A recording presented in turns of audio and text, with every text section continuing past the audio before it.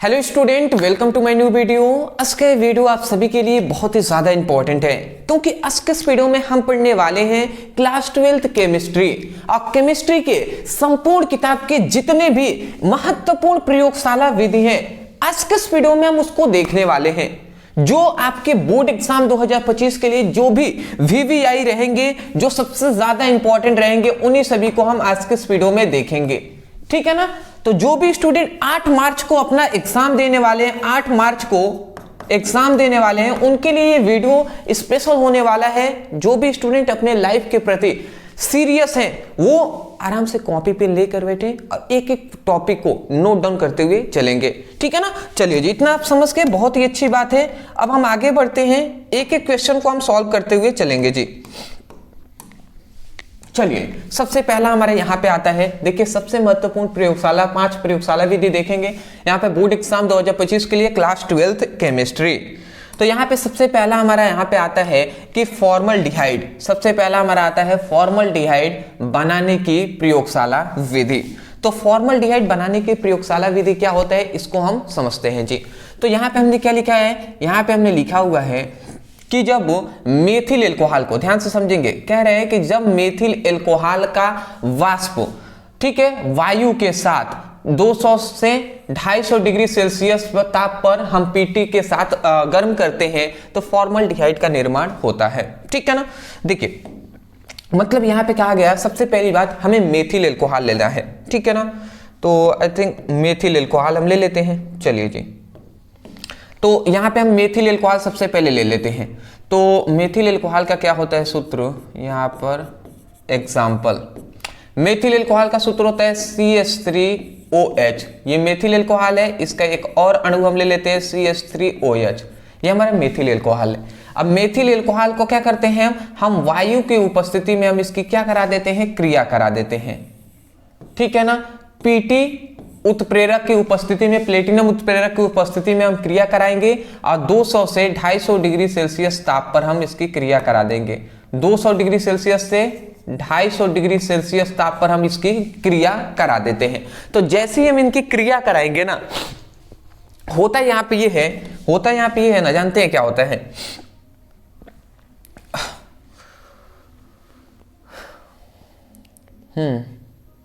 एक H2O यहां से निकलेगा, H2O, ठीक है, HHO, तो देखिए होता यहाँ पे है, थोड़ा सा ध्यान से आप समझेंगे तभी जाकर समझ में आने वाला है। देखिए यहाँ से एक हाइड्रोजन निकलता है, यहाँ से एक हाइड्रोजन, यहाँ पे 2 ऑक्सीजन है। ठीक है ना। O मतलब O2 है तो O और डबल बॉन्ड O, इस तरीके से हम यहाँ पे दिखा दे रहे हैं। तो देखिए यहाँ से H ये एक O निकलता है, तो HHO निकला यहाँ पे, तो यहाँ पे क्या निकल गया, HHO का मतलब H2O निकल गया। ठीक है ना। एक H एक H, 2 H है तो H2 और O हो गया तो O, H2O यहाँ से निकल गया। यहाँ पर नीचे भी देखेंगे तो H और O यहाँ से निकलेगा तो H2O, तो दो मतलब 2 H2O के मतलब 2 जल के अणु निकल रहे हैं, तो इसलिए 2 हमने यहाँ पर लिख दिया है। इतनी बात समझ गए। तो अब इधर ये तो सबसे पहले समाप्त हो गया। अब इधर बचा क्या, C, यहाँ पे H2 और O बचा हुआ है, तो CH2O बचा हुआ है, यही ना बचा है जी। तो ऊपर भी CH2O बचा है, नीचे भी CH2O बचा है, तो इसलिए 2 इसके अणु बचे हैं, तो 2 से हमने गुणा करा दिया। अब जो ये बना ना, यही हमारा क्या है, फॉर्मल्डिहाइड है। ये क्या है, हमारा फॉर्मल्डिहाइड है। अब फॉर्मल्डिहाइड को याद रखेंगे, फॉर्मल्डिहाइड है। आप कहेंगे कि सर फॉर्मल्डिहाइड का यहाँ पे HCHO है, यहाँ पर तो CH2O है, तो ये तो दोनों सूत्र अलग हैं। तो अलग नहीं है, आप चाहें ना तो CH2O को आप चाहें तो HCHO भी लिख सकते हैं, या तो इतना लिख दें या तो इतना लिखे, दोनों बात एक ही है। क्योंकि हुआ क्या है कि यहाँ पे 2 हाइड्रोजन है, एक हाइड्रोजन को अगर पहले ले चले जाते हैं एक हाइड्रोजन को, तो यहाँ पे HCHO ही ना बचा, तो वही बात है जी। समझ रहे हैं बात। तो यहाँ तो या तो आप HCHO लिख दें या तो ये लिख दें, दोनों बात एक ही है। आशा करता हूं समझ के होंगे। ये मेथिल एल्कोहल है, ये ऑक्सीजन है। तो ये हमारा हो गया प्रयोगशाला विधि। इतना लिखने के बाद ये रिएक्शन आप लिख देंगे। दूसरा यहाँ पे आता है फॉर्मल्डिहाइड बनाने की अन्य विधियां। तो अन्य विधि क्या है जी, फॉर्मल्डिहाइड बनाने की, इसको देख लेते हैं। तो यहाँ पे हमारा आता है कि जब मेथिल एल्कोहल को कॉपर वो ऑक्सीजन, कॉपर या ऑक्सीजन के साथ हम क्या कराते हैं, क्रिया कराते हैं ना, तो क्या मिलता है हमें, फॉर्मल्डिहाइड मिलता है। मतलब होता है यहाँ पे है ना, कॉपर ऑक्सीजन की उपस्थिति में केवल क्रिया कराया जाता है, मतलब ये उत्प्रेरक के रूप में हम यहाँ पे इसको ले लेते हैं, मतलब मोस्टली कॉपर को ले लेते हैं। जैसे कि यहाँ पे मेथिल एल्कोहल ले लेंगे CH3OH, ये मेथिल एल्कोहल हो गया। और इसका हम क्या करा देते हैं, मेथिल एल्कोहल लेंगे और इसको कॉपर को ले लेंगे या ऑक्सीजन के उत्प्रेरक की उपस्थिति में हम इसकी क्रिया करा देंगे। तो होता यहाँ पे ये है ना, इसके होता यहाँ पे ये है कि यहाँ पे H2 तो सबसे पहले बाहर निकल जाएगा, ठीक है, H2 यहाँ पे बाहर निकल जाता है, तो बचा क्या, CH2O बचा, तो CH2O लिख दिया हमने। तो ये हमारा फॉर्मल्डिहाइड आराम से बन जाता है जी, ठीक है ना, फॉर्मल्डिहाइड बन गया। आपको समझ में आ रहा है ये हमने क्या लिखा है, CH3OH है, तो यहाँ से एक हाइड्रोजन निकलता है, यहाँ से एक हाइड्रोजन, H2 है तो यहाँ से 2 H निकल गए हैं, मतलब H2 ये निकल गया है। अब बचा यहाँ पे क्या बचा, C, यहाँ पे 2 हाइड्रोजन है तो 2 हाइड्रोजन अब लिख देंगे, एक O है तो O लिख दिए, तो यही तो हमने लिखा है CH2O, ठीक है। और इसी को हम क्या कहते हैं, ये हमारा मेथिल एल्कोहल है,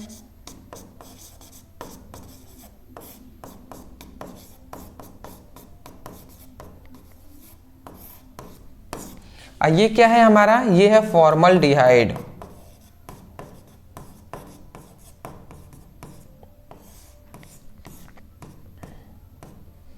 ठीक है ना। तो ये हमारा फॉर्मल्डिहाइड इस प्रकार बन जाता है जी।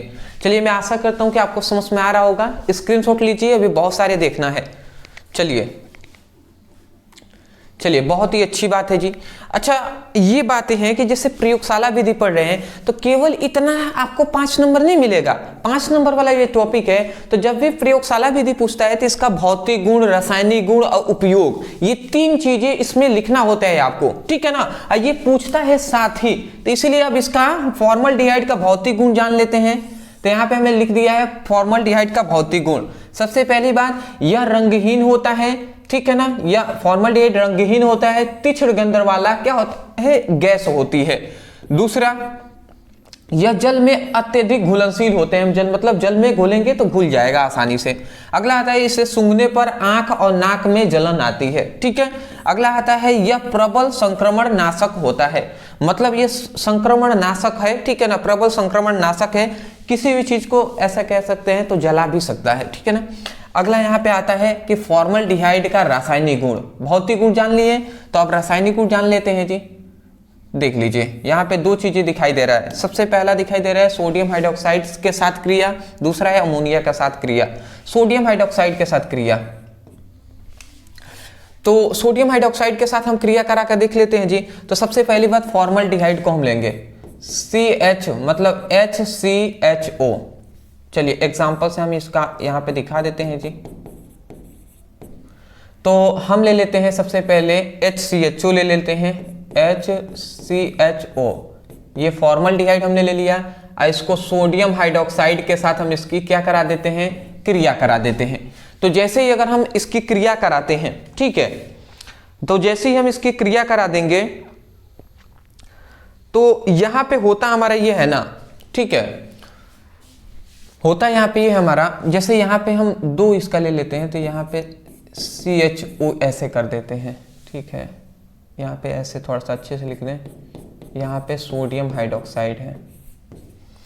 तो देखिए यहाँ पे हमने फॉर्मल्डिहाइड के 2 अणु को हमने सोडियम हाइड्रोक्साइड से क्रिया करा देते हैं। तो क्रिया कराएंगे तो होता यहाँ पे ये है कि यहाँ से इतना ये बाहर निकलता है, ये आप समझिएगा, ये इतना बाहर निकलता है। देखिए CH3 है, 3 हाइड्रोजन यहाँ से निकलता है। तो सबसे पहले फिर से 3 हाइड्रोजन यहाँ पे निकल रहे हैं तो CH3 हो जाएंगे।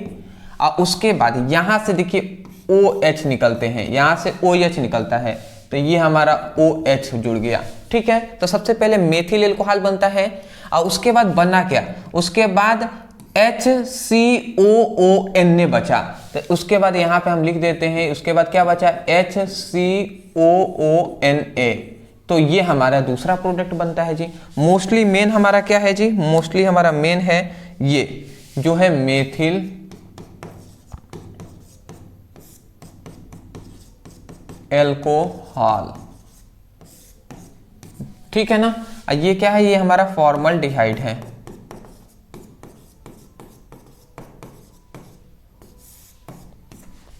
ठीक है, तो फॉर्मल्डिहाइड है, तो ये आपको समझ में आशा करता हूं कि आसानी से आ गई होंगी, ठीक है ना। अगला आता है हमारा अमोनिया से क्रिया। तो अब अमोनिया से कैसे क्रिया करेंगे जी, तो सबसे पहले फॉर्मल्डिहाइड को हम ले लेते हैं। तो फॉर्मल्डिहाइड हम यहां पे ले लेते हैं जी। तो फॉर्मल्डिहाइड का हम कैसे सूत्र ये भी लिख सकते हैं, CH2O, ये फॉर्मल्डिहाइड का ही तो सूत्र है। इसके हम 6 अणु को ले लेते हैं। फॉर्मल्डिहाइड के हमने 6 अणु को ले लिया और इसको हम क्या करते हैं, अमोनिया से क्रिया करा देते हैं। तो अमोनिया हम 4 मात्रा में ले लेते हैं, ठीक है। अमोनिया को हम 4 मात्रा में लेके इसकी क्रिया करा देते हैं। जैसे ही हम क्रिया कराते हैं ना, तो यहां से बनता हमारा ये है कि यहां से होगा ये ना कि CH2 6 फिर से N 12 अच्छा ऑक्सीजन, ठीक है। तो होता यहाँ पे ये बात को आप समझिएगा, यहां से देखिए होता यहाँ पे है ना CH2, यहाँ पे ये CH2 है, इसका होल 6 N4 ये हमारा सबसे पहला बनता है जी। देखिए CH2 ये है, CH2 ये 6 बार है, तो ये CH2 का होल 6 कर दिया, और यहाँ से N4 है ना, तो ये N का पावर नीचे हमने 4 कर दिया, तो ये हमारा बन जाता है। उसके बाद बचा क्या, बचा यहाँ पे ये हाइड्रोजन है 3 मात्रा में, तो 4 3 12, मतलब 12 हाइड्रोजन यहाँ पे है, 12 हाइड्रोजन है। और यहाँ पे देखेंगे अगर तो 6 ऑक्सीजन है, 6 मतलब मात्रा में ऑक्सीजन है। तो अगर हम इसको लिखना चाहें तो 6 दूना 12 हाइड्रोजन हो गए, 6 ऑक्सीजन को यहाँ से, तो 6H2 लिख सकते हैं ना। तो 6 हमने H2O लिख दिया है, देख लीजिए 6H2O हमने लिख दिया यहाँ पे, 6H2O, 6 दूना 12 हाइड्रोजन और 1 ऑक्सीजन यहाँ पे हो जाएगा, ठीक है। तो आप समझ गए होंगे इसका नाम क्या है, यूरोट्रोपिन, इसका नाम आप याद रखेंगे, यूरोट्रोपिन है। ये क्या है, फॉर्मल्डिहाइड है, ये क्या है, अमोनिया,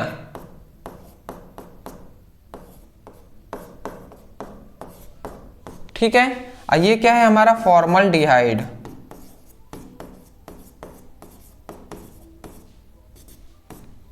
ठीक है जी। आशा करता हूं समझ गए होंगे। अगला आता है फॉर्मल्डिहाइड का उपयोग कौन कौन सा है। सबसे पहला आता है फॉर्मलिन के रूप में परीक्षण के भांति उपयोग होता है। दूसरा आता है प्लास्टिक के निर्माण में इसका उपयोग होता है। गेठिया संक्रमण जो बीमारी है गेठिया में, उसमें उपयोग होता है। रजत दर्पण बनाने में भी इसका उपयोग होता है। तो आप स्क्रीनशॉट ले लीजिए, आगे बढ़ेंगे।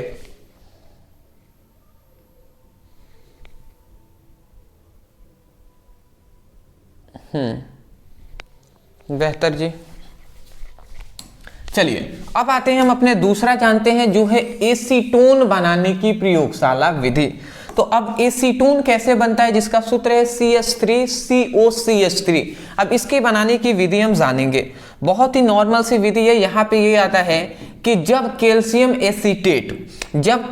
एसीटेट का शुष्क आसवन कराते हैं तो हमें किसका निर्माण होता है, एसीटोन का निर्माण होता है, ठीक है ना। तो एसीटोन का निर्माण होता है जी। कैल्शियम एसीटेट का हम शुष्क आसवन करा देंगे। तो कैल्शियम एसीटेट का जब हम शुष्क आसवन कराएंगे तो हमें एसीटोन का प्राप्त हो जाएगा। तो चलिए जी, कैल्शियम एसीटेट का हम ले लेते हैं। क्यों ऐसा हो रहा है भैया, तो यहां पे हम एग्जांपल ले लेते हैं। तो कैल्शियम एसीटेट का सूत्र होता है CH3COO CH3COO और Ca। तो ये क्या हो गया, कैल्शियम एसीटेट हो गया। तो जब कैल्शियम एसीटेट का शुष्क आसवन हम करा देंगे, क्या कराएंगे, शुष्क आसवन।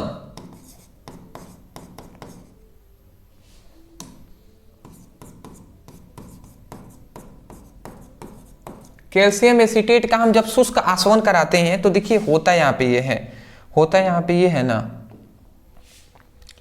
कि यहां से ये इतना और यहाँ से ये CH3, ये इतना ये बाहर निकल जाता है, ठीक है ना। CH3 COCH3 ये हमारा बाहर निकल जाता है। तो ये कैसे लिखेंगे जी, हम इसको लिखेंगे CH3 CO और CH3, ठीक है ना। CH3 CO CH3 ये हमारा निकल गया कैल्शियम एसीटोन। और उसके बाद बचा क्या, तो CaCO3, Ca बचा तो कैल्शियम बचा, Ca और CO3 कैल्शियम कार्बोनेट का निर्माण हो जाता है। तो ये जो हमारा बना ना, इसी को हम क्या कहते हैं, एसीटोन कहते हैं, एसीटोन कहते हैं। और ये हमारा क्या है, ये हमारा एसीटोन हो जाएगा, सॉरी कैल्शियम एसीटेट ना, कैल्शियम एसीटेट।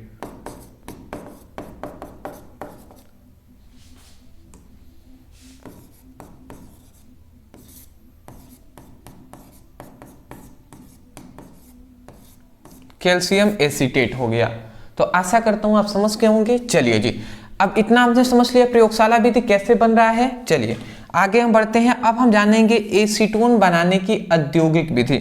औद्योगिक विधि क्या है जी, इसको भी समझ लेते हैं। तो जब आइसोप्रोपिल एल्कोहल को, किसको, जब आइसोप्रोपिल एल्कोहल को कॉपर के साथ 573 केल्विन ताप पर हम गर्म करते हैं तो एसीटोन का निर्माण हो जाता है, ठीक है ना।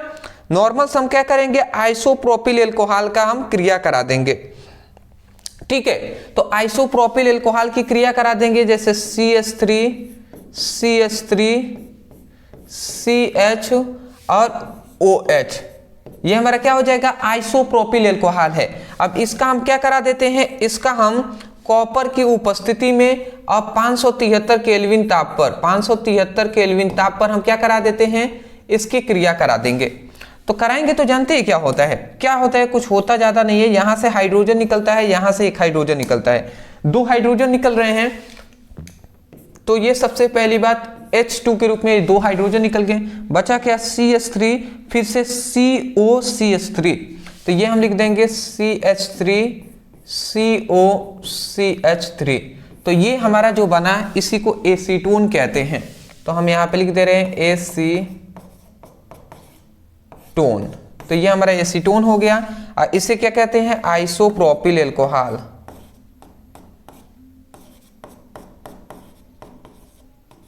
आइसोप्रोपाइल एल्कोहल, आइसोप्रोपिल एल्कोहल कहते हैं, ठीक है ना। चलिए जी, आप इसका स्क्रीनशॉट ले ले, फिर हम आगे बढ़ते हैं, ठीक है।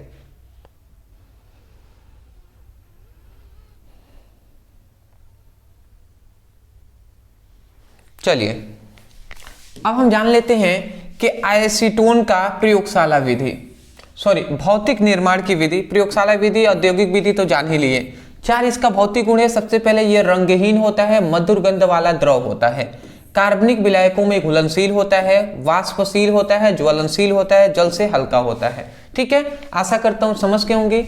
अगला हम देख लेते हैं कि एसीटोन का उपयोग। अच्छा, एक चीज इसमें हमने नहीं देखा, चलिए उपयोग पहले देख लेते हैं कि उपयोग क्या है। तो कार्बनिक विलायकों के रूप में इसका उपयोग होता है। दूसरा, रंजक और औषधियों के निर्माण में इसका उपयोग होता है। कृत्रिम इत्र बनाने में और रबड़ बनाने में इसका उपयोग होता है। क्लोरोफॉर्म बनाने में भी इसका उपयोग होता है, ठीक है ना। इस बात को आपको याद रखेंगे। तो अब हमने एक चीज यहाँ पे, ये उपयोग भी हमने जान लिया। एक चीज हमने नहीं जाना, वो क्या है, तो वो सोच रहे होंगे सर रासायनिक गुण हमने नहीं जाना। तो चलिए जी, रासायनिक गुण, रासायनिक गुण भी हम जान लेते हैं। तो सबसे पहला यहां पर रासायनिक गुण में हम जानेंगे कि क्लोरोफॉर्म से क्रिया। पहला हमारा क्या हो जाएगा, क्लोरोफॉर्म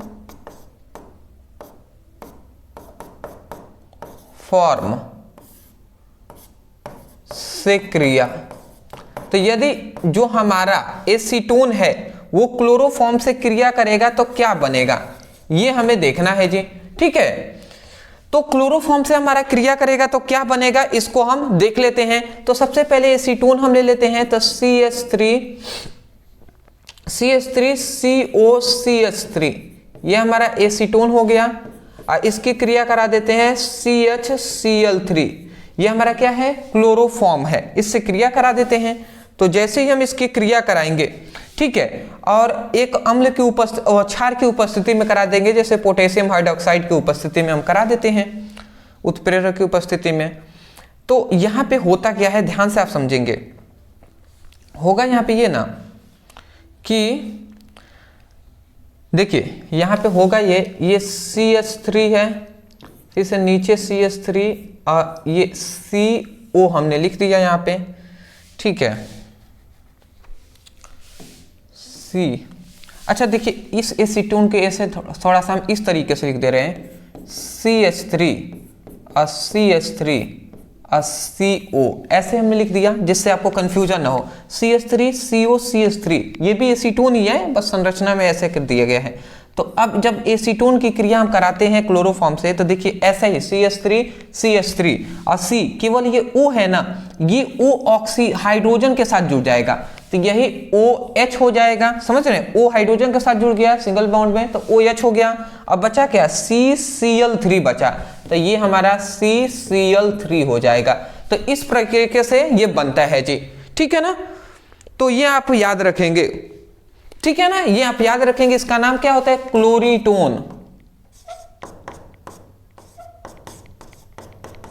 क्लोरीटोन इसका नाम है, तो इस बात को आप याद रखेंगे। तो आशा करता हूं कि आपको समझ में आ रही होंगी।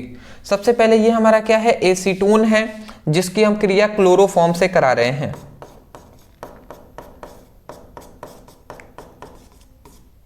क्लोरोफॉर्म से हम इसकी क्रिया करा रहे हैं, ठीक है ना। ये हमारा क्या है, एसीटोन है।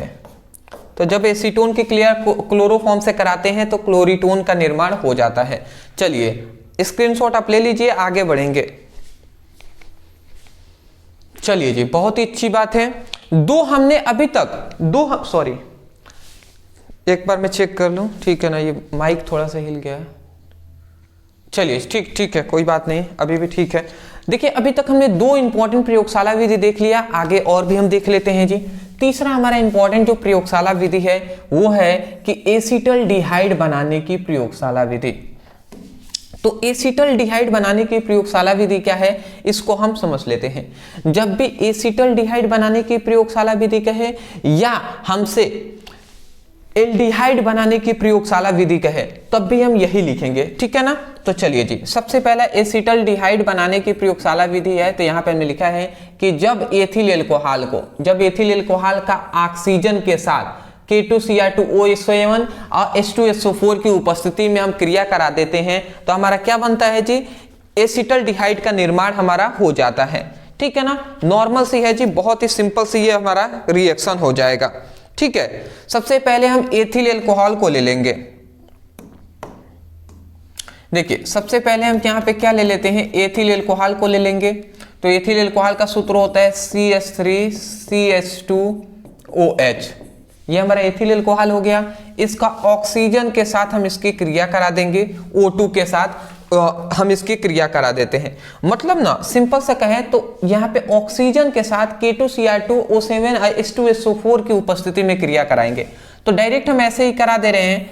तो सॉरी, अगर हम ऐसा करते हैं किसके उत्प्रेरक, इन दोनों के उत्प्रेरक की उपस्थिति में, तो यहाँ पे K2Cr2O7 व H2SO4 इनके उत्प्रेरक की उपस्थिति में हम क्या कर देते हैं, इसका ऑक्सीडेशन हम कर देते हैं। तो जैसे ही हम ऐसा करते हैं ना, तो यहाँ पे होता क्या है वो समझिएगा।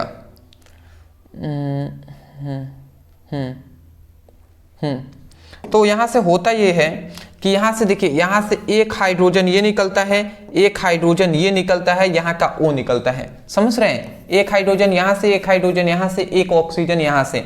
तो ये हमारा 2 हाइड्रोजन सबसे पहले निकल रहे, 2 हाइड्रोजन निकल रहे हैं, तो H2 लिख देंगे, और ये O है तो O हमने लिख दिया, तो H2O हो गया, ठीक है ना। अब देखिए यहाँ पे बचा CH3CHO बचा, तो ये हम लिख दे रहे हैं CH3CHO बचा है, तो ये हमने लिख दिया। समझ रहे हैं, 2 हाइड्रोजन था तो एक हाइड्रोजन निकल गया है, यहाँ से एक हाइड्रोजन, यहाँ से O, तो H2 निकल गया, फिर से CH3CHO बचा तो CH3CHO हो गया। ये क्या है, हमारा एसिटल्डिहाइड है, एसिटल्डिहाइड डिहाइड। ये क्या है हमारा, ये है एथिल एल्कोहल।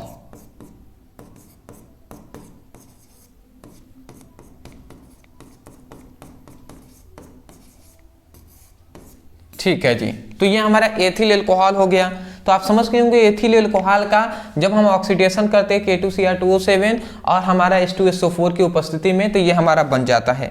इसमें कोई फिगर बनाने की आवश्यकता नहीं है दोस्त, ठीक है ना, इसमें कोई भी फिगर बनाने की आवश्यकता नहीं है।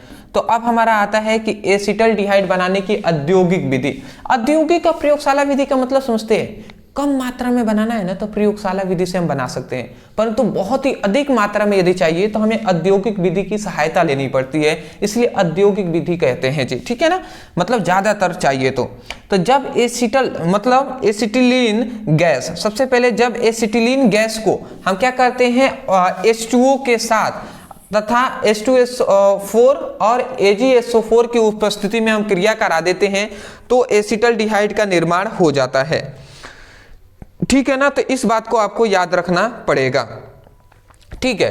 तो यहां पे सबसे पहले एसिटिलीन को हम ले लेते हैं जी। तो एसिटिलीन का सूत्र होता है CH ट्रिपल बॉन्ड CH, ठीक है ना। तो ये एसिटिलीन गैस है, इसका हम क्या कर देंगे, जल के साथ हम क्रिया कराएंगे, परंतु किन की उपस्थिति में, तो H2SO4 और HgSO4 उत्प्रेरक की उपस्थिति में क्रिया करा देते हैं। तो जैसे ही इनकी क्रिया कराएंगे ना तो होगा यहाँ पे ये होता है, यहाँ पे ये है, समझिएगा, यहाँ के ये 2 हाइड्रोजन है ना, ये यहाँ पे आकर ऐड हो जाते हैं। तो यहाँ पे देखिए C था तो सबसे पहले हमने यहाँ पे C लिख दिया, और फिर से देखिए C था तो C लिख दिया, 1 हाइड्रोजन और 2 हाइड्रोजन, 3 हाइड्रोजन हो गए तो 3H3 कर दिया, और फिर से यहाँ पे CH और यहाँ का O जो है ना ये इससे जुड़ जाता है, ये O यहाँ पे जुड़ जाता है, CHO हो गया, तो ये CHO हमने कर दिया। तो ये हमारा क्या बन गया जी, ये हमारा एसिटल्डिहाइड बन गया है, एसिटल्डिहाइड, समझ रहे हैं। तो ये हमारा एसिटल्डिहाइड बनाने की विधि हो गया। तो ये हमारा क्या है, एसिटिलीन गैस है,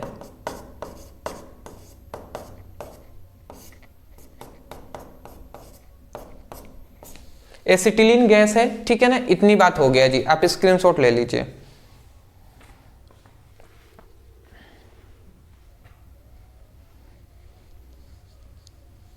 ठीक है,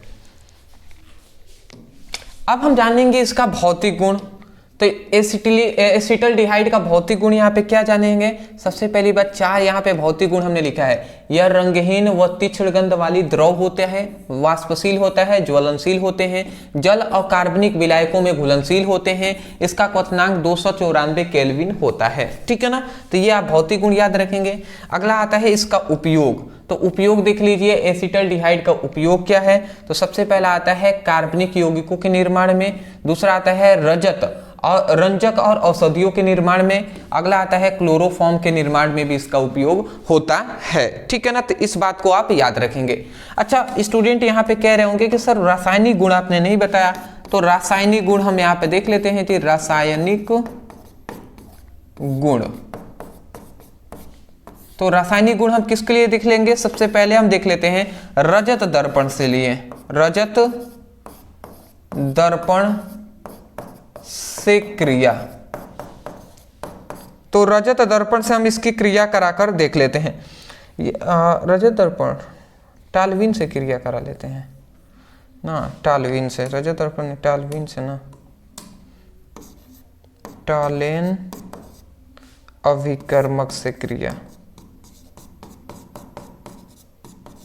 टालेन अभिकर्मक से क्रिया हम करा कर देख लेते हैं। तो देखिए, जब हम एसिटल्डिहाइड का हम टालेन अभिकर्मक से क्रिया कराते हैं तो क्या बनता है। तो एसिटल्डिहाइड को हम ले लेते हैं, तो CH3CHO हो गया, ये एसिटल्डिहाइड हो गया। इसका हम टालेन अभिकर्मक से क्रिया करा देते हैं। टालेन अभिकर्मक का सूत्र होता है Ag2O, ठीक है ना। तो ये टालेन अभिकर्मक के साथ हमने क्रिया करा दिया। तो जैसे ही हम इसकी क्रिया कराते हैं तो होता यहाँ पे ये है ना कि यहाँ का ये ऑक्सीजन है, ये यहाँ पे आकर ऐड हो जाता है। तो यहाँ पे बचने का क्या, पहली बात तो CH3 है तो CH3 हमने लिख दिया, फिर से C है तो हमने यहाँ पे C लिख दिया, एक ऑक्सीजन यहाँ पे, एक ऑक्सीजन यहाँ पे, दो ऑक्सीजन हो गए तो दो हमने यहाँ पे ऑक्सीजन लिख दिया, यहाँ का H यहीं पे ना भी है जी तो यहाँ पे H हमने लिख दिया।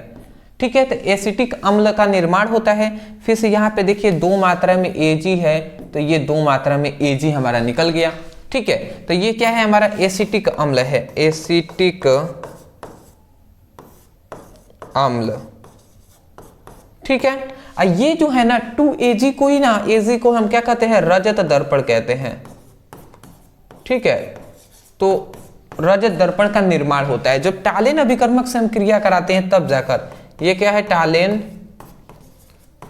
अभिकर्मक।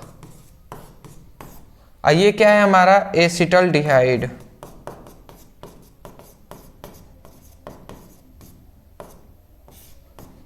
ठीक है, चलिए जी, आशा करता हूं आप समझ के होंगे। आगे बढ़े, आप स्क्रीनशॉट इसका ले लीजिए, फटाफट ले लीजिए स्क्रीनशॉट।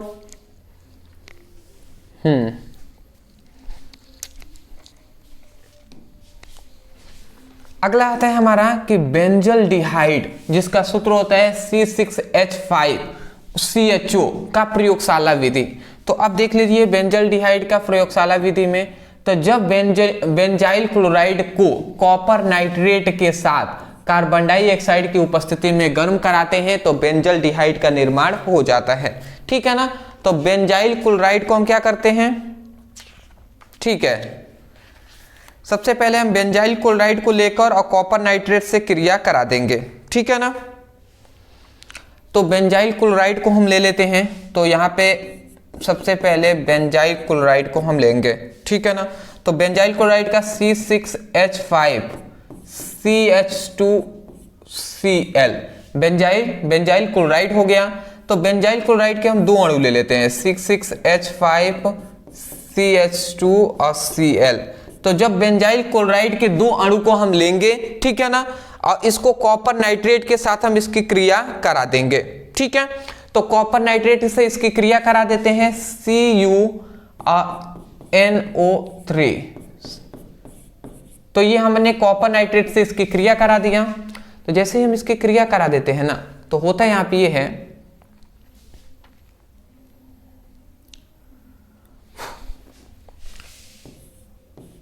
ठीक है, कॉपर नाइट्रेट के साथ कार्बन डाइऑक्साइड की उपस्थिति में हम इसकी क्रिया करा देते हैं। तो देखिए यहाँ से होता ये है ना कि यहाँ से इतना सबसे पहले तो ये बाहर निकलता है, देखिए CuCl2 ये पहला बाहर निकलेगा। तो पहला हम साइड प्रोडक्ट यहाँ पे नीचे लिख दे रहे हैं। सबसे पहला क्या निकलता है, CuCl2। ठीक है ना, तो कॉपर क्लोराइड ये पहले बाहर निकल गया। दूसरा अब यहाँ पे बचा क्या, दूसरा यहाँ पे बचता है कि SNO2। ठीक है ना, देखिए दूसरा यहाँ पे बचा क्या, दूसरा यहाँ से एक हाइड्रोजन निकलता है और यहाँ से NO2 निकलता है। क्या निकलता है, यहाँ से एक हाइड्रोजन और वहां से हमारा क्या निकलता है, NO2 निकलता है। ठीक है, समझिएगा, यहाँ पे NO3 है ना, तो इसमें से NO2 निकल जाएगा, NO2 निकलेगा। तो यहाँ से एक NO2 यहाँ से निकलेगा, तो समझिएगा एक H निकला और NO2 यहाँ से निकल गया, मतलब NO3 है, NO2 निकल गया। तो यहाँ पे याद रखेंगे एक ऑक्सीजन ऊपर में बचा हुआ है। ठीक है, और इधर से भी, नीचे से भी यहाँ से एक H निकलता है और यहाँ से NO2 निकलेगा। तो यहाँ से देखिए फिर से HNO2 निकला, तो इसलिए हम यहाँ पे 2 लिखने से अच्छा है यहाँ पे 2 लिख देंगे, तो 2 निकल गया है। यहाँ पर भी NO2 निकला है, तो यहाँ पे एक ऑक्सीजन बचा हुआ है, इसी को याद रखेंगे। अब ये ऑक्सीजन जो है ना, ये कहीं नहीं यहीं पे आकर ऐड हो जाते हैं, ये ऑक्सीजन यहाँ पे ऐड हो जाएंगे। तो C6H5, ठीक है ना, देखिए क्या बचा है, तो C6H5 बचा। फिर से यहाँ से C, एक हाइड्रोजन निकल गया है, 2 था तो एक निकला, तो CH बचा ना, तो CH लिख दिए। और यहाँ के ये ऑक्सीजन यहाँ पे ऐड हो गया, तो CHO हमने लिख दिया। फिर से नीचे भी C6H5CH और यहाँ पे O हो जाएगा, तो 2 हमने यहाँ पर ही आगे लिख दिया, जिससे हमें समझ में आ गया। ठीक है ना, ये हमारा बन जाता है। और यही हमारा क्या है, बेंजल डिहाइड C6H5CHO। तो ये हमारा क्या है, बेंजल डिहाइड है।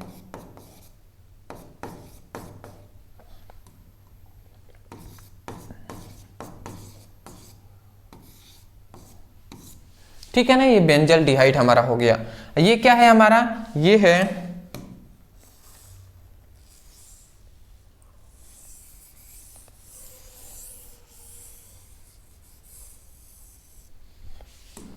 ये हमारा क्या है, जो क्या है हमारा बेंजाइल क्लोराइड है, बेंजाइल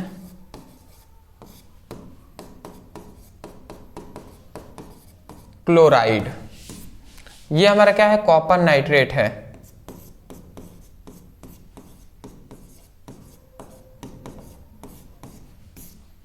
ठीक है ना, तो चलिए आप स्क्रीनशॉट ले लीजिए, ये हमारा प्रयोगशाला विधि हो गया। ठीक है ना, चलिए जी, अच्छी बात है।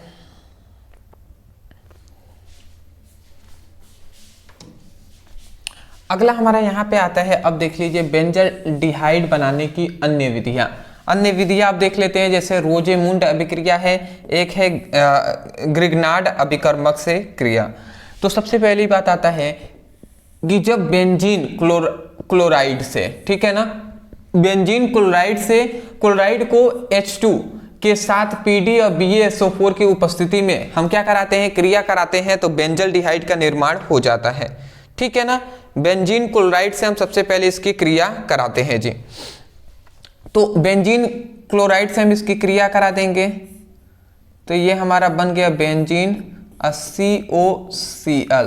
तो बेंजीन क्लोराइड से हम इसकी क्रिया करा देंगे और इसको किससे, H2 से हम क्रिया करा देते हैं, और किसकी उपस्थिति में, तो PD या BaSO4 उत्प्रेरक की उपस्थिति में हम क्रिया करा देते हैं।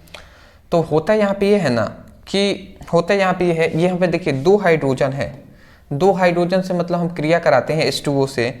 तो अगर हम इसको चाहें 2 हाइड्रोजन को, तो ऐसे लिख सकते हैं H सिंगल बॉन्ड H, इस प्रकार लिख सकते हैं। बिल्कुल ऐसे इसलिए लिखा कि जैसे यहाँ से इतना निकलता है, पहले H और Cl ये दोनों साइड आपस में क्रिया करके बाहर निकल जाते हैं, तो HCl ये बाहर निकल गए। ठीक है ना, अब बचा क्या, यहाँ का जो एक हाइड्रोजन बचा है ना, ये हाइड्रोजन आकर यहाँ पे ऐड हो जाता है, तो बेंजीन के साथ CHO हो जाएगा। तो ये पहले हमने बेंजीन बना दिया और इसके साथ CHO हमारा जुड़ गया, और ये हमारा क्या हो जाएगा, ये बेंजल डिहाइड हमारा हो जाएगा। तो हम यहाँ पे लिख दे रहे हैं बेंजल डिहाइड।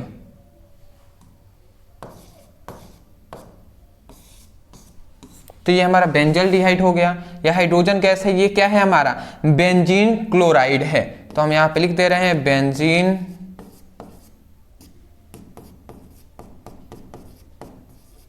क्लोराइड। चलिए जी, आशा करता हूं आप समझ गए होंगे। दूसरा हमारा आता है ग्रिग्नार्ड अभिकर्मक से क्रिया। तो सबसे पहले यहाँ पे हमने क्या लिखा है, जब फिनाइल मैग्नीशियम ब्रोमाइड को, जब फिनाइल मैग्नीशियम ब्रोमाइड को एथिल फॉर्मेट से हम क्या कराते हैं, क्रिया कराते हैं, तो बेंजल डिहाइड का निर्माण हमारा हो जाएगा। ठीक है ना, फिनाइल मैग्नीशियम ब्रोमाइड को हम ले लेते हैं। सबसे पहले फिनाइल मैग्नीशियम ब्रोमाइड को हम यहाँ पे ले लेंगे, ये फिनाइल हो जाएगा, और इसके साथ साथ हम क्या करते हैं, magnesium bromide MgBr। Phenyl magnesium bromide को हम ले लेंगे और इसको हम एथिल फॉर्मेट से हम सबसे पहले इसकी क्रिया करा देंगे। ठीक है ना, तो एथिल फॉर्मेट से हम इसकी क्रिया करा देते हैं COO और C2H5। ठीक है ना, तो ये एथिल फॉर्मेट से हम क्रिया करा देते हैं। वास्तव में इस प्रकार नहीं, ये इस तरीके से होता है C2H5 COOH, ये एथिल फॉर्मेट इस तरीके से लिखते हैं। ठीक है ना, बट सीधा नहीं, हमने उल्टा लिख दिया है। सबसे पहले HCO हमने इस तरीके से लिखा है, फिर से C2H5 इस तरीके से हमने लिखा हुआ है। ऐसा इसलिए हमने किया है ना, जिससे आपको आसानी से समझ में आ सके ये रिएक्शन। अब इसकी हम क्या कराते हैं, इसकी हम यहाँ पे क्रिया करा देते हैं। ठीक है, तो जैसे ही हम इसकी क्रिया कराते हैं, तो अब देखिए यहां से कितना आसानी तरीके से ये हमारा बनता है जी। ठीक है, देखिए क्या होता है, यहां से सबसे पहले ना, यहां से इतना ये प्रोडक्ट हमारा बाहर निकलता है। आप देख लीजिए, यहां से इतना ये और ये दोनों आपस में क्रिया करेंगे। C2H5O MgBr ये सबसे पहले साइड प्रोडक्ट के रूप में निकलेंगे। C2H5O MgBr ठीक है ना। तो ये हमारा सबसे पहले बाहर निकलता है C2H5O McBr, ये बाहर निकल गया। अब बचा क्या, बेंजीन के साथ फिर से देखिए HCO बचा है, तो सबसे पहले हम बेंजीन बना लेंगे इस तरीके से, बेंजीन रिंग। और उसके बाद देखिए CHO है ना, CHO, तो यहाँ पे हम लिख देंगे CHO और बीच में प्लस। अब ये किसका सूत्र है, बेंजल डिहाइड का सूत्र है, तो हम यहाँ पे लिख देंगे बेंजल डिहाइड। समझ रहे हैं, बेंजल डिहाइड हमने लिख दिया। ये क्या है, हमारा एथिल फॉर्मेट है, एथिल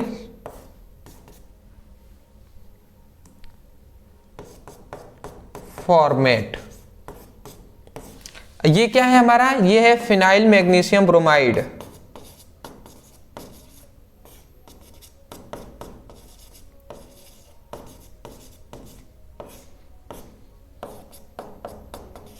अच्छा एक बात आप याद रखिएगा, समय बहुत ही कम है, फिर भी मैं आपको लिए ये सब कुछ लिख कर मैं दे रहा हूं।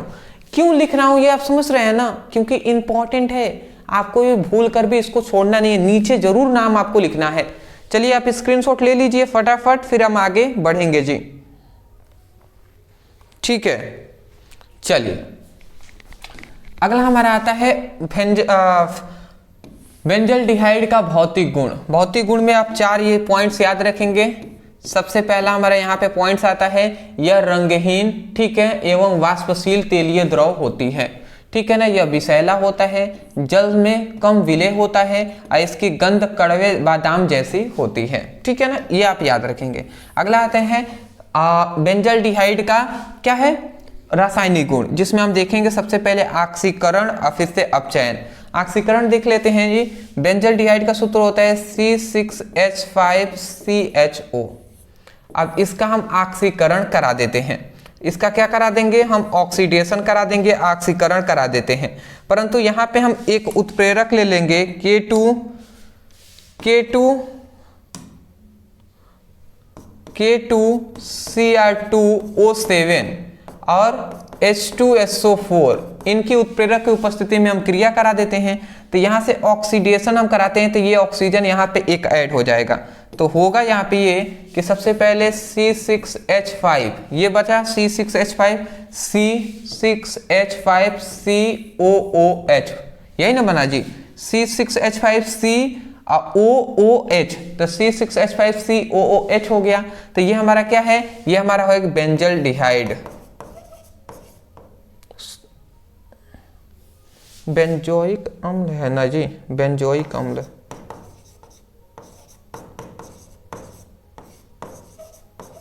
ये हमारा बेंजोइक अम्ल बन गया। तो आप देख लीजिए बेंजोइक अम्ल बन गया। बेंजल डिहाइड का ऑक्सीकरण कराते हैं तो बेंजोइक अम्ल का निर्माण हो जाता है।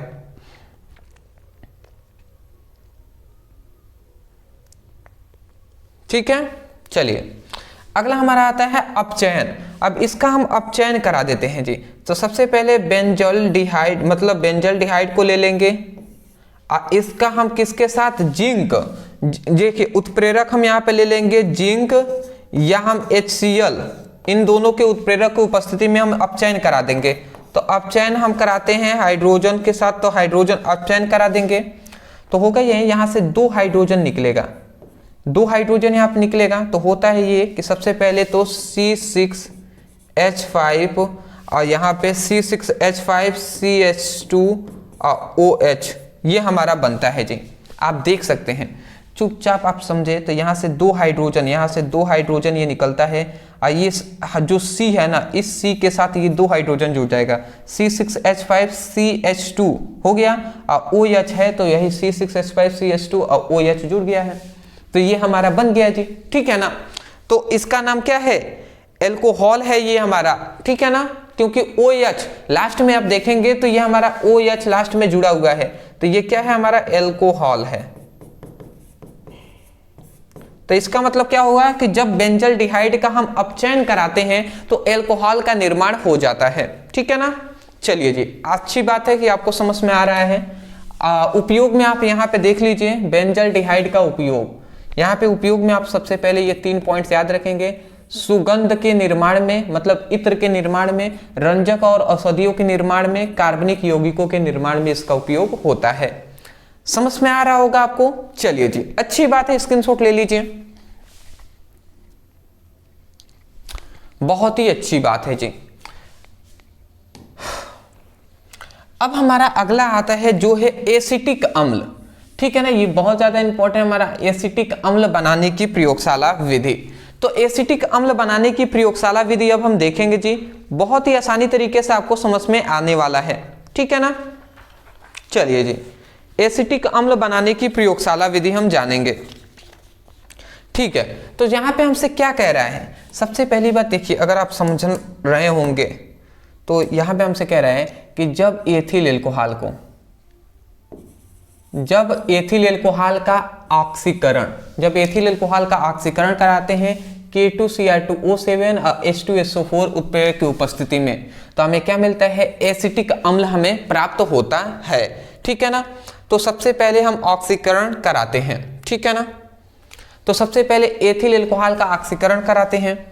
तो एथिल एल्कोहल का सूत्र होता है CH3CH2OH, ये एथिल एल्कोहल हो गया। इसका हम क्या कराएंगे, ऑक्सीकरण करा देंगे।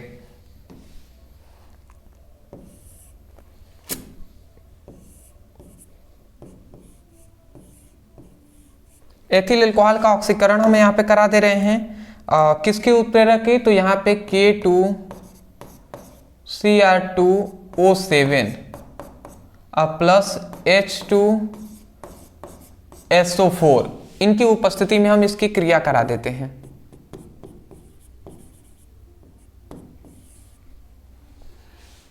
तो जैसे ही हम क्रिया कराते हैं तो होता यहाँ पे ये है,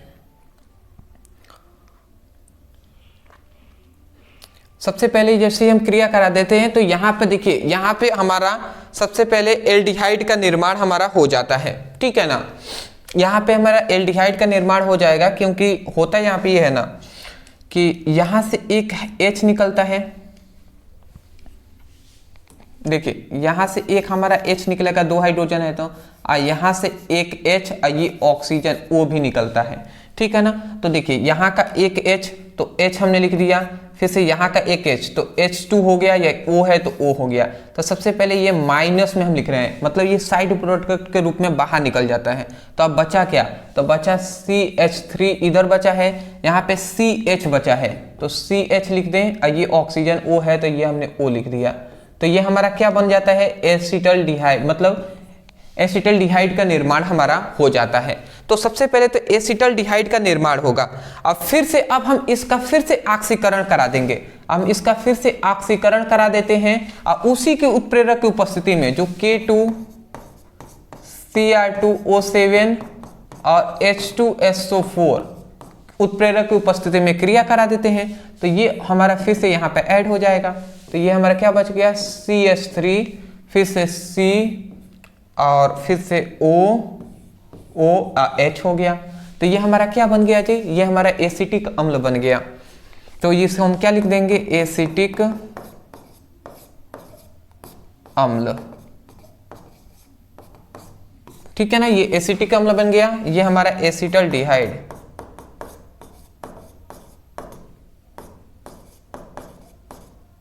ये एसिटल्डिहाइड बन गया। और ये हमारा क्या है, एथिल एल्कोहल है।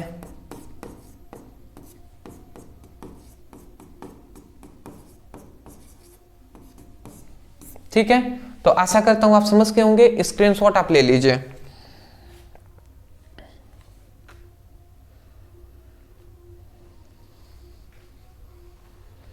ठीक है, अगला हमारा आता है एसिटिक अम्ल का भौतिक गुण। यहाँ पे हमारा 4 यहाँ पे भौतिक गुण है। सबसे पहला रंगहीन, खट्टा व तीक्ष्ण गंध वाला द्रव होता है, जल में व कार्बनिक विलायकों में घुलनशील होता है, अच्छा विलायक है और ये जल से बाहरी होता है। ये 4 आप भौतिक गुण याद रखेंगे। इसको याद करना है, कुछ समझाने वाले इसमें तो है नहीं। अगला यहाँ पे हमारा याद रखेंगे एसिटिक अम्ल बनाने की, मतलब एसिटिक अम्ल का रासायनिक गुण। ठीक है ना, तो सबसे पहले हम देखेंगे धातु से क्रिया, फिर से क्षार से क्रिया, फिर से Pt मतलब PCl3, ठीक है ना, फास्फोरस पेंटाक्लोराइड से क्रिया, फिर से अमोनिया से क्रिया हम देखने वाले हैं। ठीक है ना, तो चलिए जी, सबसे पहले हम देख लेते हैं धातु से क्रिया। तो सबसे पहले हम यहाँ पे ले लेते हैं धातु। यहाँ पे सबसे पहले एसिटिल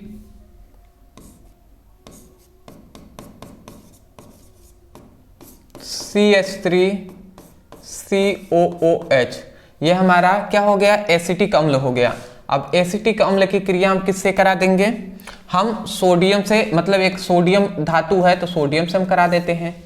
तो जैसे ही हम कराते हैं तो होता क्या है, यहाँ से एक जो हाइड्रोजन है ये हाइड्रोजन बाहर निकल जाता है। तो ये बाहर निकलेगा तो क्या निकलेगा जी, हाफ H2, ये हमारा बाहर निकल जाएगा। तो अब बचा क्या, CH3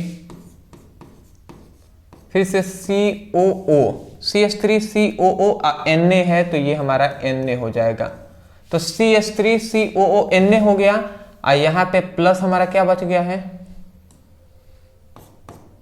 हाफ H2, ये हमारा निकल गया। हाफ H2 मतलब एक ही नवजात हाइड्रोजन है जो बाहर निकल गया, ठीक है ना। तो इस बात को आपको याद रखना पड़ेगा आपको, ठीक है ना। ये हमारा क्या बन गया, सोडियम एसीटेट का निर्माण हो गया। सोडियम एसीटेट, 2 कार्बन है ना, एसीटेट, एक कार्बन होता है तो सोडियम एसीटेट हम कह सकते हैं। तो यहाँ पे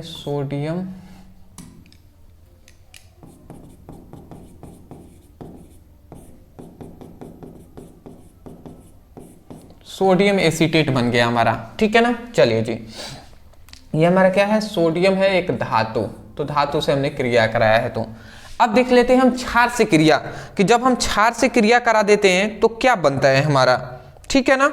चलिए जी, तो देख लीजिए क्षार से हम क्रिया करा देते हैं तो होता है यहाँ पे है, सबसे पहले हमने यहाँ पर हम ले लेते हैं एसिटिक अम्ल को, ऐसे क्षार से क्रिया करा देंगे। क्षार जैसे सोडियम हाइड्रोक्साइड है, ये एक प्रबल क्षार होता है, तो इससे हम क्रिया करा देते हैं। तो यहाँ से देखिए क्या निकलता है, यहाँ से एक हाइड्रोजन यहाँ से निकलता है, यहाँ से OH निकलता है। तो यहाँ पे 2 हाइड्रोजन हो गए। तो सबसे पहली बात तो 2 हाइड्रोजन है ना, तो यहाँ पे H2 निकला और यहाँ का O है तो वो O निकल गया, मतलब H2O, ये हमारा सबसे पहले निकला। फिर से यहाँ पे CH3COO है, तो यहाँ पे CH3COO, तो ये हमारा क्या हो गया, सोडियम एसीटेट का निर्माण हो जाता है। तो ये भी हमारा सोडियम एसीटेट का निर्माण होता है जब हम प्रबल क्षार से क्रिया करा देते हैं। तो किससे, प्रबल क्षार से क्रिया कराते हैं। तो मैं आशा करता हूं कि आपको आसानी तरीके से समझ में आ रहे होंगे, ठीक है ना।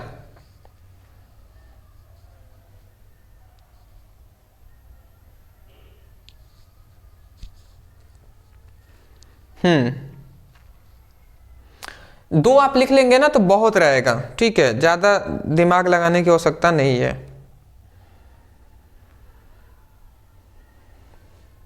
चलिए 2 भी लिख लेंगे तो बहुत है, अगर 2 आप याद कर लेते हैं तो बहुत है। फिलहाल आप कहेंगे तो एक और बता दूं क्या मैं, नहीं तो आप उपयोग भी देख ले सकते हैं। एक और बता दे रहा हूं, क्यों, कौन बता दे, PD वाला, चलिए अमोनिया वाला बता दे रहे हैं, अमोनिया ज़्यादा तो इंपॉर्टेंट होगा। तो यहाँ पे अमोनिया वाला अगर हम बताएं तो यहाँ पे CH3COOH, ये हमने क्या ले लिया, एसिटिक अम्ल को ले लिया, ठीक है ना। और इसको अमोनिया से क्रिया करा देंगे तो NH हमारा 3 होता है ना, तो यहाँ पे NH3 होता है, NH3। अच्छा, NH3 जो अमोनिया है इसको हम चाहें तो एक हाइड्रोजन को पहले लिख दे रहे हैं, NH2 हम इस तरीके से लिख सकते हैं, बिल्कुल लिख सकते हैं, क्योंकि अभी ये हाइड्रोजन इसमें जुड़ जाएगा तो ये जुड़ा ही तो है, अभी भी तो 3 ही हाइड्रोजन है। तो NH3 ऐसे हमने अमोनिया को लिख दिया है। इस तरीके से ना समझ में आपको आएगा, इसलिए हमने ऐसा किया। अब यहाँ पे होता है, यहाँ पे ये है, बात समझिएगा, यहाँ पे 2 हाइड्रोजन, मतलब ये इतना बाहर निकल जाता है, H2O, ये H2O सबसे पहले तो बाहर निकल गया, ठीक है। बचा क्या, CH3CONH2, तो CH3CONH2 ये हमारा बन गया जी, CH3CONH2 हमारा बन गया। तो ये हमारा क्या बन गया, एसिटामाइड का निर्माण हो जाता है जब हम अमोनिया से क्रिया कराते हैं ना,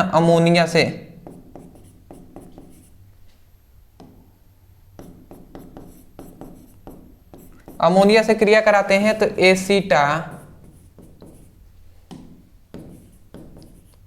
एसिटामाइड का निर्माण हमारा हो जाता है। तो आशा करता हूँ समझ के होंगे। उपयोग में याद रखेंगे कार्बनिक विलायकों के रूप में, रबड़ और स्कंदन के रूप में, और जो रंग और कागज के निर्माण में इसका उपयोग होता है। तो आशा करता हूं दोस्त कि जो हमारा ये सब है आसानी से समझ में आ गए होंगे। पहले स्क्रीनशॉट लीजिए, इंपॉर्टेंट बातें बताएंगे। चलिए जी, अच्छा करता हूं कि आपने ये जो हमने अभी तक बताया है ये सब आप तैयार कर लेंगे। यहाँ पे अभी भी बहुत सारे अभी प्रयोगशाला विधि हैं जिसको आपको तैयार करना है, ये मैं आपके ऊपर छोड़ रहा हूं। कैसे करेंगे वो हम आपको बता दे रहे हैं, सुनिएगा ध्यान से। आगे से मतलब ऐसा नहीं कहना, बहुत ही तकलीफ होती है जब स्टूडेंट कहते हैं ना कि सर ये तो आपने पढ़ाया ही नहीं था, ये आ गया बोर्ड एग्जाम में। दिल से मैं कह रहा हूं, जबकि हमने वो चीजें पढ़ाई हैं फिर भी ऐसा कह देते हैं। आप सोचते हैं ना कि कमेंट कर दिया तो कमेंट का कोई वैल्यू नहीं, मेरे लिए बहुत वैल्यू है दोस्त। अगर आपका एक निगेटिव कमेंट आता है ना तो दिल में दुख होता है, तकलीफ होती है, क्योंकि मेहनत करने के बावजूद भी अगर अच्छा रिस्पॉन्ड ना आया ना तो बहुत ही तकलीफ होती है। इसलिए जो भी हम कह रहे हैं ये तैयार कर लीजिएगा। यहाँ पे दो हम आपको पहले बता दे रहे हैं। सबसे पहली बात यहाँ पे हम बता रहे हैं कि फॉर्मिक अम्ल बनाने की प्रयोगशाला विधि गुण उपयोग तैयार कर लीजिएगा।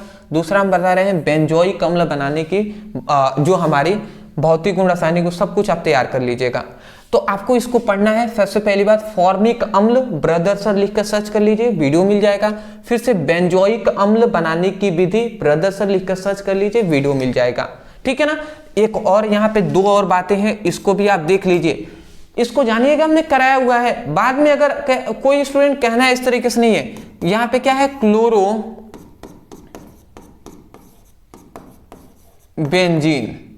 क्लोरोबेंजीन बनाने की प्रयोगशाला विधि। ठीक है ना, इसको आपको तैयार कर लेना है। एक हम बता दे रहे हैं यहाँ पे क्लोरोफॉर्म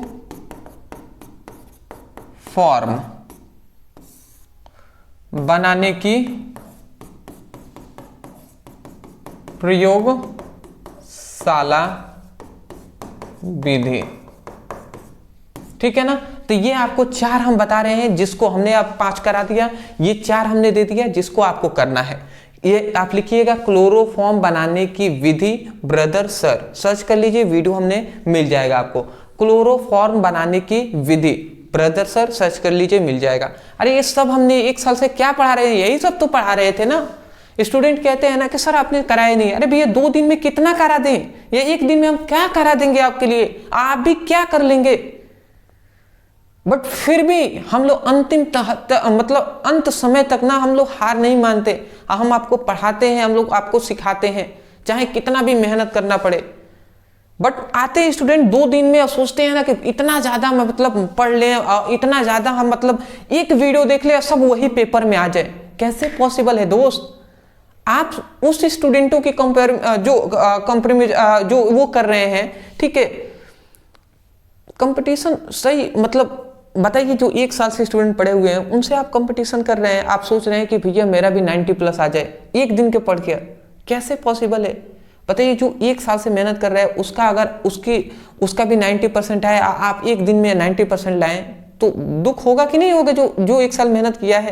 क्योंकि भैया वो सोचेगा भैया कि 1 साल मेहनत किया हूं मैंने, अब फिर भी मेरा भी 90 उनका भी 90, तो दुख होता है। पता नहीं आप बात को समझते हैं या नहीं समझते हैं, या जो कमेंट गलत करते हैं ना उनको लिए बहुत ही मतलब दिल से कहूँ ना, बद्दुआ तो कभी भी मैं नहीं देता हूँ और नहीं देना चाहिए, बट दिल से कहूँ ना तकलीफ होता है दोस्त, बहुत तकलीफ होता है। चलिए कोई नहीं जी, कमेंट गलत ना करें, ये आपसे रिक्वेस्ट है। अदरवाइज मैं यही कहूँगा, बहुत सारे स्टूडेंट हैं जो मुझे बहुत ही प्यार देते हैं, सपोर्ट करते हैं। तो जो भी स्टूडेंट ऐसे पॉजिटिव थिंकिंग वाले हैं, सकारात्मक सोचते हैं, वो उनके लिए ये हमारी जो वीडियो होगी, जितना भी अभी तक हमने पढ़ाया है, ये सब कुछ उनके लिए बहुत ही बेनिफिशियल होगा। अदरवाइज रिएक्शन पे वीडियो आपको मिलेगा, वो आप तैयार कर लीजिएगा। न्यूमेरिकल हमने जो कराया हुआ है उसको जाकर पीछे से आप रिवीजन करिए। टेलीग्राम का लिंक है, उसमें ज्वाइन हो जाएंगे, वहाँ पे फ्री में PDF आपको मिल जाएंगे। और चैनल पे नए होंगे, चैनल को सब्सक्राइब कर देंगे, ठीक है ना। Thank you so much for watching this video, thank you.